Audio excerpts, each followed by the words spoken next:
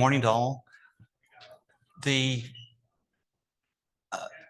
what I would like to first thank is the Focus Committee for allowing for the invitation to speak this morning. And what we'll talk about is, as mentioned, novel UVA absorber heterodyne light stabilizer, or HALS blend for light stabilization of automotive coatings.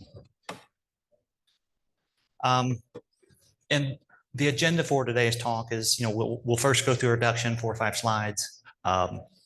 We will go through the performance highlights of an automotive OEM system, clear coat and base coat. And then we'll go into automotive refinish, where we designed a clear coat to go over 4 different base coat scenarios used in automotive refinish.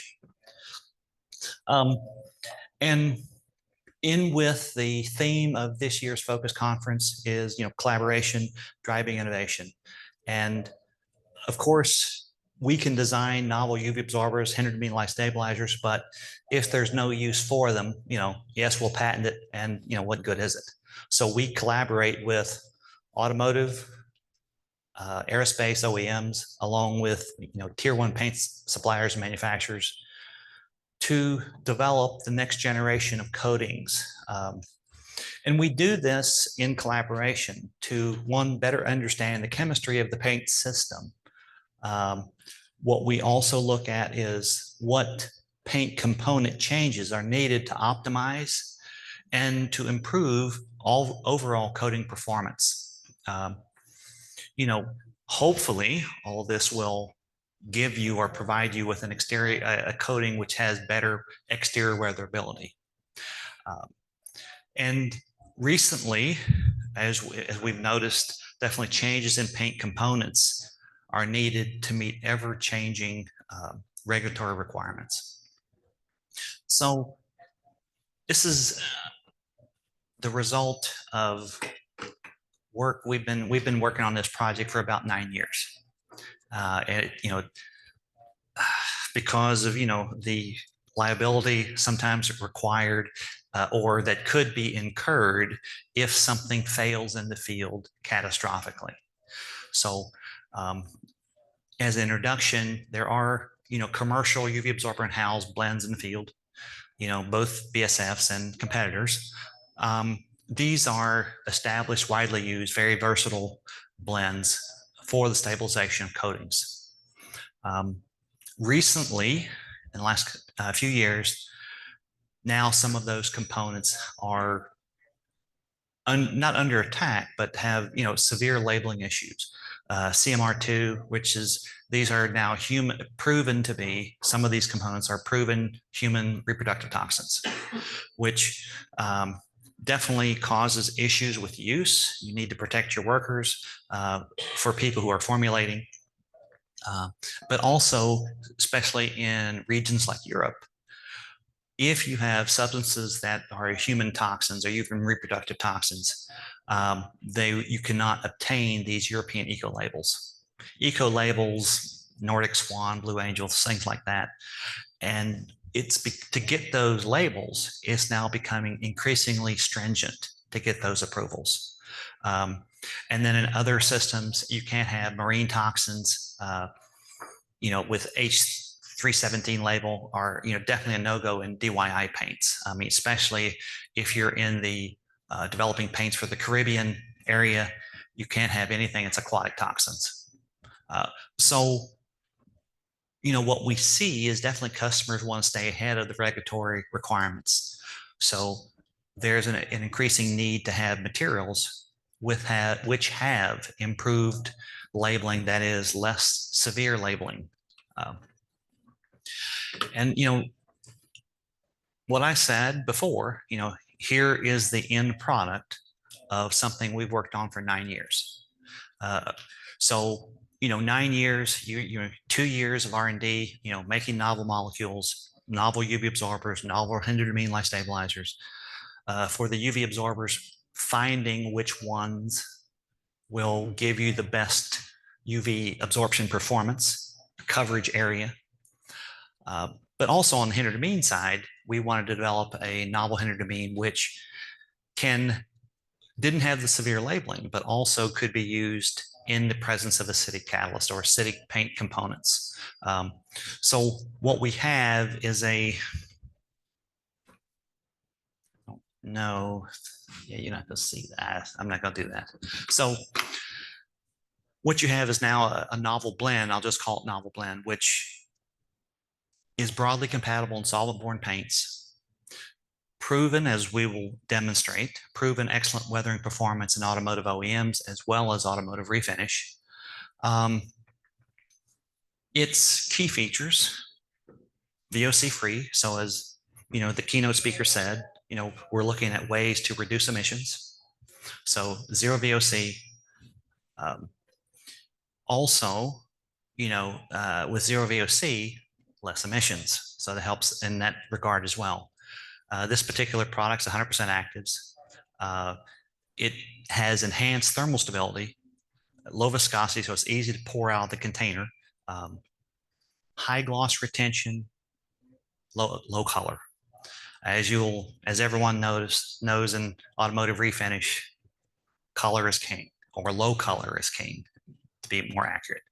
So the performance highlights, it's now highly stable. So if there is if you're on an OEM line and the oven goes on the higher side of the temperature profile, this material will not discolor as badly. It has a non-basic hinderedimine-like stabilizer, so it does not interact with acidic components. We've even taken it where in the presence of para-toluene acid, and it will not crystallize in a clear. It will not develop at haze at all. No human reproductive toxin issues at all. No issues with damaging human fertility, and also no aquatic toxins.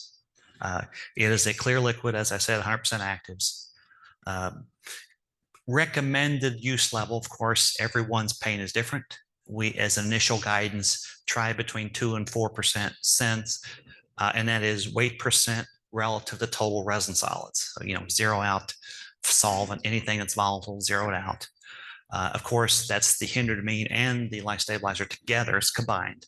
So that's why the loading may seem high. There we go. So to get started,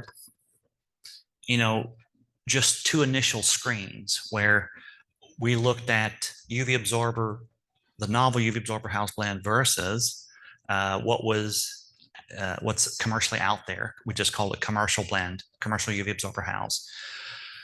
And we took this in a 25 micron dry film thickness, 1K solvent-borne clear over glass, because what we want to measure is UV absorption without having to destroy the film. So the lower solid lines, the red line is 1% of the commercial the commercial blend. The blue line, solid line, is 1% novel blend. Then if you go to 3%, which are the hash lines, you can see you get, for the same level of weight percent, you get an increased amount of absorbance, which is good. If you take that and you weather it, looking at 3,000 hours SAE J2527 quartz borofilter, if you're interested in xenon weathering, these materials do degrade, but with the novel blend you get less degradation than you do with the commercially available product. I mean, as much as we would love to say the UV absorbent HALS stay forever, then we couldn't commercialize it, because then it would accumulate in the aquatic environment. And as many of you know, there is a UV absorber that was taken off the market last year because of that very same reason. It would accumulate in the aquatic environment, and nothing ate it. It just accumulated and just didn't. It was too stable in the ocean, so that product is now no longer available. So if you still here, if you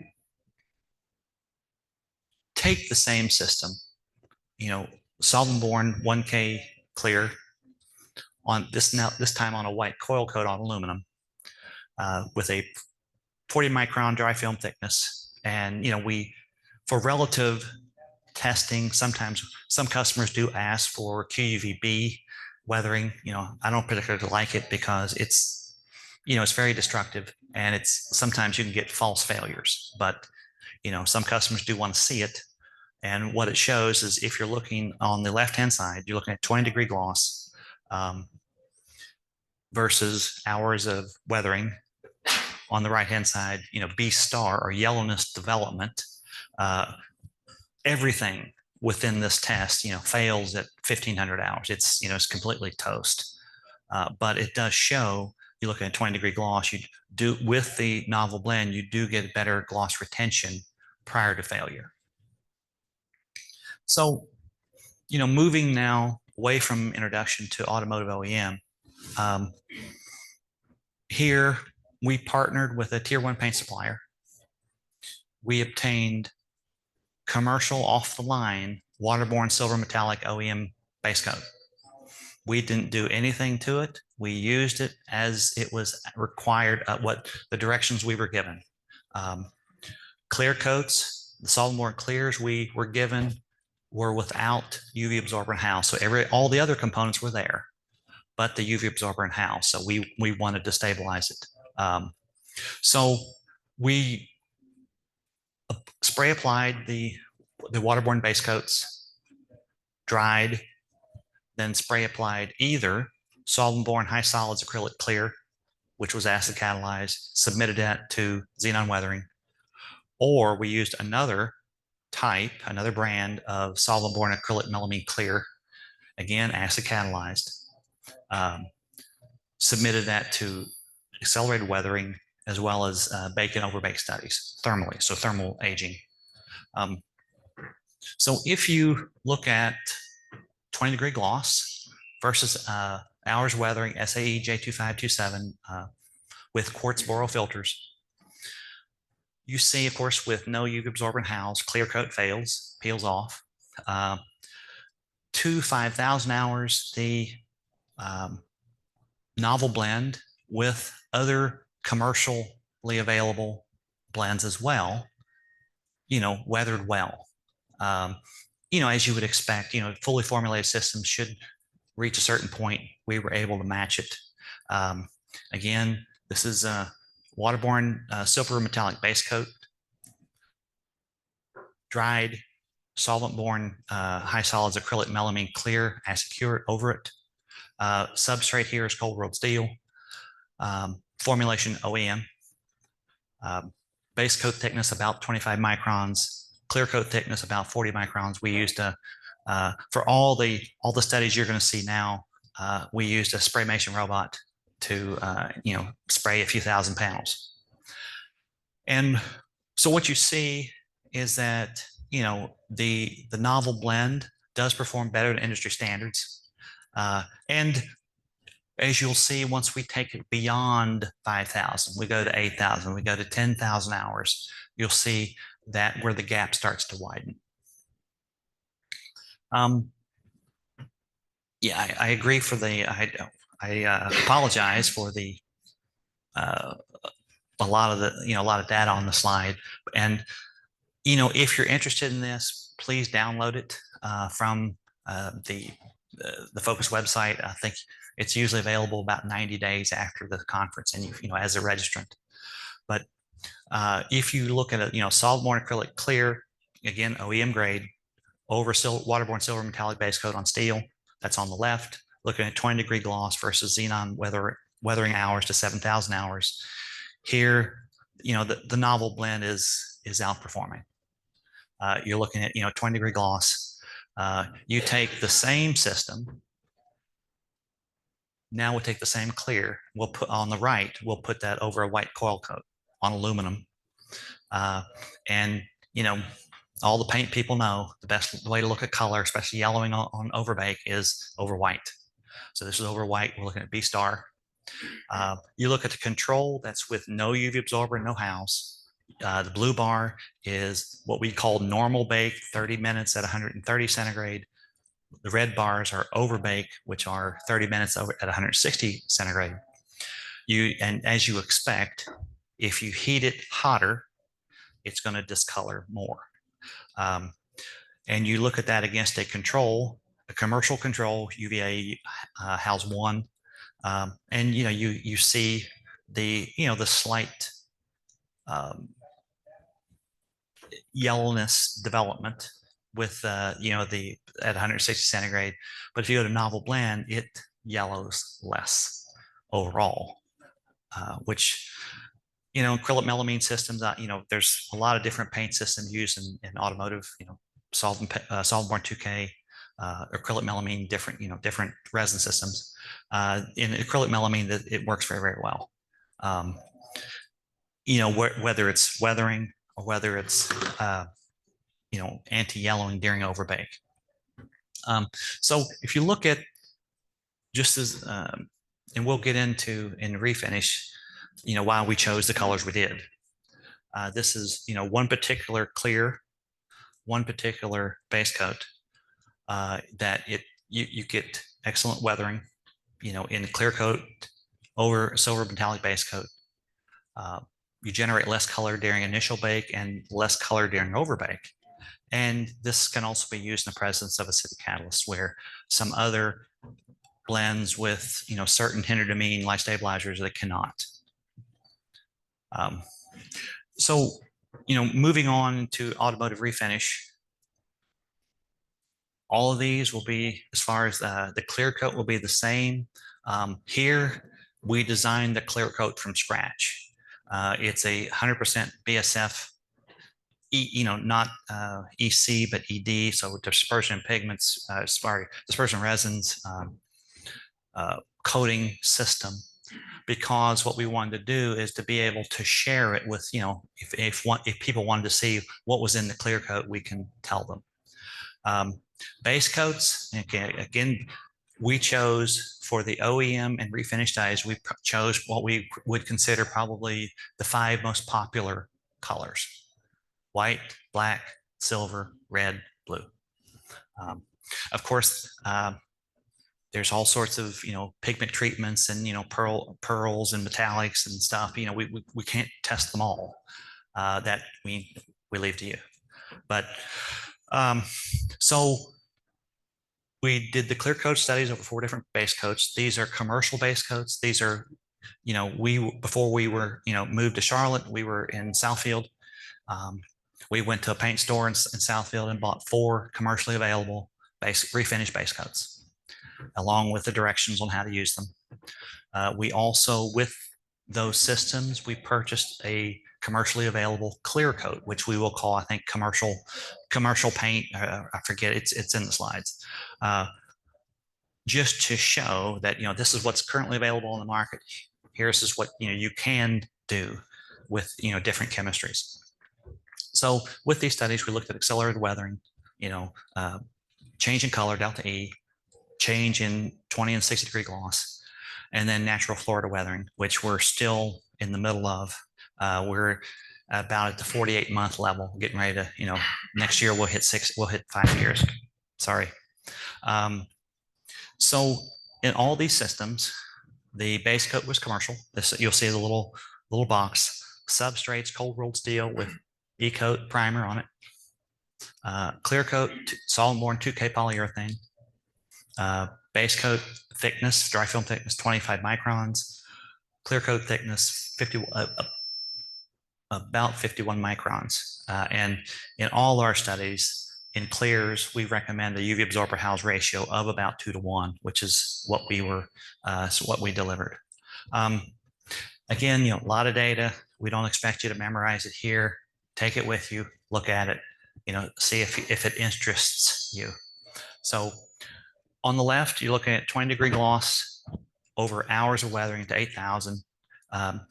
Again, SAE J2527, quartz boron filters if you're interested. And you start seeing if you go away from 5,000 hours, you start getting the late, to 8,000 to 10,000 hours. We have some that are going to 10,000 hours. You start seeing the differentiation. This is clear coat over black base coat. And on the right, you've got 60 degree gloss. And you see now definitely the novel UV absorber HALS blend is now outperforming. One, what's commercially available, a competitive offering, what they offer, and and this. So it definitely does very well.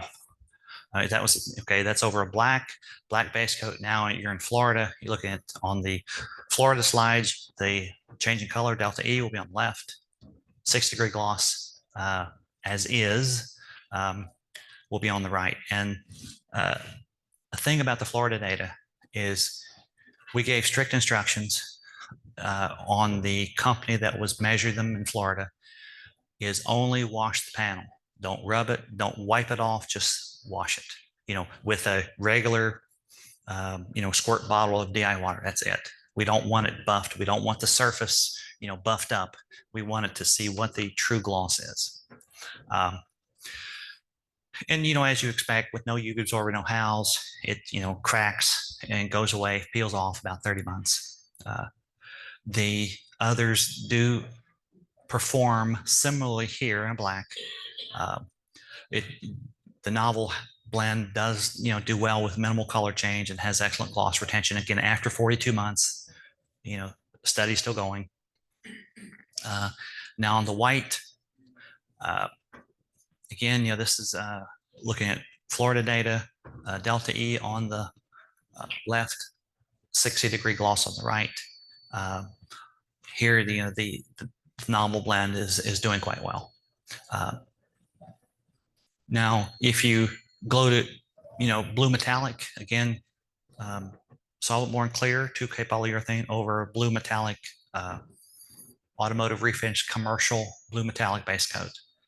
You're looking at delta E versus xenon weathering, go to all the way to 10,000 hours. And here, the novel blend is definitely on the bottom. It does well. If I remember right, delta E of 0.5 or 0.4 or something like that after 10,000 hours. And if you take the same blue metallic base coat, these same clears, now the set that went to Florida, you delta E on the left, 20 to 60-degree gloss on the right. Definitely the performance tightened up. We do anticipate, going into 48-month reading, 54, 60 months, that we think the gap will definitely widen as far as performance. And, we're eagerly awaiting those. Now for a red metallic base coat, accelerated weathering, we're at delta E over hours of xenon weathering, go all the way to 10,000 hours. Here, the delta E of the system for the novel blend is about 0.2 delta E after 10,000 hours. Of course, competitive systems not doing well. Of course, UV absorber without UV absorbent HALS, it falls apart as expected.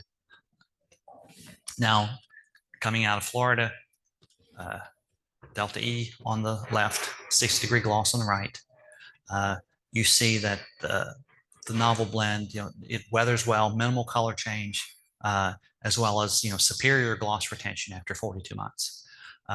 It definitely seems to do better in over blue or red than it does over white or black. White or black, it's after 42 months in Florida, it looks good. It is competitive with the others, but in the red and the blue, it's superior. Now, if you look at the automotive refinish application summary, the novel blend provides an excellent weathering performance and clears over a variety of refinish base coats. These are commercial systems, not the clear coat. The clear coat we designed with help from our resins colleagues in our division, generates less color during weathering than many of the industry standards and many of the clears and a variety of refinish base coats. And also can be used with the presence in the presence of acidic species without the formation or generation of haze. And summing up everything, and how are we on time? 3 minutes. Yeah, okay. I'll be quick. So if you take a commercially available UV HALS, replace it with a novel, it's going to be pound for pound in a solvent-based system. In doing so, you're labeling no VOC for from the UV absorber HALS, no reproductive human toxins, no aquatic toxins. So an eco label can be granted if you so desire in Europe. Higher UV absorption, higher photopermanence leads to better weathering properties overall. Compatibility with paint components, no interaction with acidic components, and why we didn't want the surfaces of our Florida panels touched, we were seeing no plasticizing effects. So that is less dirt pickup, which is also good. So low inherent color, gives you new application possibilities. And in fact, to get the color down, while we worked on this for 9 years, that was 18 months in the plant to get the color down of one of the components so it could meet the stringent color requirements of automotive refinish. And thank you for your attention. Or if there are any questions, either here or online, I'll do my best with the time I've got. If not, I'll be at the BASF booth at the break, or email me online. No problem. Thank you. Mervin, fantastic job. So give him some appreciation. Fantastic talk. Great job kickstarting the session today. From an audience standpoint, thank you so much for using the UVA app for the Q&As. Yep. There's a number of them already, so let's go through them. Yep. For the UVA HALS blend, the performance was impressive. Have you tested the UVA or HALS individually to check the contribution from either one, or study the influence of the ratio between the two? Ratio, no. The individual components, yes. We have studied that because if you're going to offer commercially a new product, you want to see if it's the same as what you're commercially offering. Why buy it? So we want to see what's better, what are the attributes that it brings. Thank you. Perfect. Next question. Can you please clarify, is it the blend that's novel or the individual components? The blend is novel, as well as one of the components is novel and patented. Yes. Good. We are seeing black and white monocoat systems being used in the market. Have you identified ways to measure the UVA HALS performance in those monocoat systems?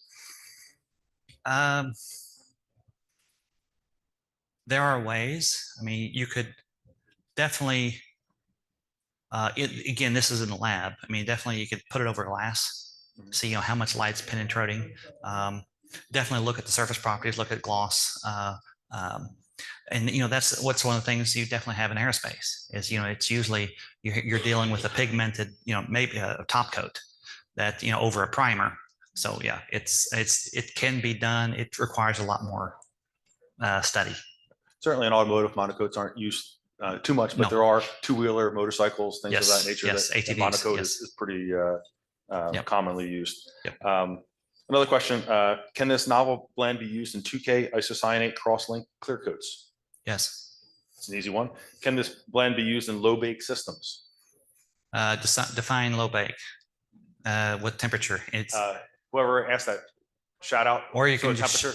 Or you can follow up on the app, and because I'll be looking at the app for the next few weeks and then answering it that way. If you don't want to be notified, or if you don't want to be recognized here. There you go. Yeah.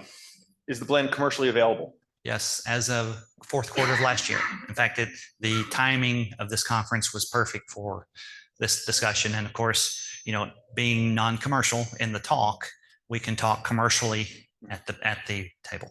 Sure thing. I think part of the collaboration certainly helps get solutions to industry situations, but I think it also speeds the market when you're having this collaboration. So you prime the pump. They're patiently waiting for this new product to come out. And another, if I may, another thing that's important is to get it in customers' hands. So I'm sure you're going to want to put it in Florida for 2 years to see what's it look like against the system you're already using. And we definitely encourage that. We've got quantities available. We did get a response. The low bake is 160 degrees F or below. So good. Yes, it can be used. Yes. Okay, excellent. Thanks for that extra feedback. And then let's pick the last one. Can the novel blend be used in a UV clear coat application? Yeah. UV clear. Let me think about this. You may need, based on the absorption profile of the UV absorber, you may need a dual photoinitiator system, especially a photoinitiator that has a strong or stronger absorbance in, say, past 400. I know some of them go to 410 or 420, or some people use UV and LED lamps, depending on. So the answer is yes, but it's going to definitely need careful coordination with your selection of photoinitiator. Good response. And last one, we'll wrap this up on this. What is the novel blend's name? Are we allowed to say it? Genuine 5071. Excellent. Well, I want to thank Mervin for his excellent presentation to kick off our session today. Hopefully it's a precursor to the rest of the talks later on.